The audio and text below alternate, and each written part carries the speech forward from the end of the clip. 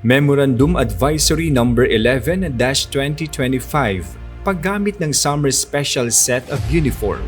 Ito ay tumutukoy sa kasalukuyang kalagayan ng panahon ng tag-init, kung saan ang heat index ay may potensyal na panganib sa kalusugan na may temperatura na umaabot sa hindi pangkaraniwang antas. Ayon sa Department of Health, ang temperatura na nasa pagitan ng 33 degrees Celsius hanggang 41 degrees Celsius ay itinuturing na nasa ilalim ng matinding babala, habang ang 42 degrees Celsius hanggang 51 degrees Celsius ay mapanganib na may posibilidad ng heat stroke na maaaring humantong sa pagkawala ng malay at maaaring maging nakamamatay kung hindi maagapan. Ang pagsusuring ito ay sinang-ayunan ng Pag-asa sa pamamagitan ng pagbibigay ng babala sa mapanganib na antas ng heat index sa buong bansa.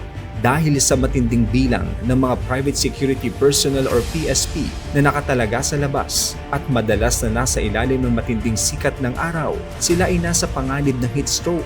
Dahil dito, bumuo ang SOSYA ng resolusyon ng Uniform at Equipment Board bilang 12-2025 upang matugunan ang mga umiiral na problema sa pamamagitan ng pagtatalaga ng Summer Special Set of Uniform SSSU para sa mga pribadong security personnel na nagsasagawa ng mga tungkulin at responsibilidad sa panlabas na pagtatalaga.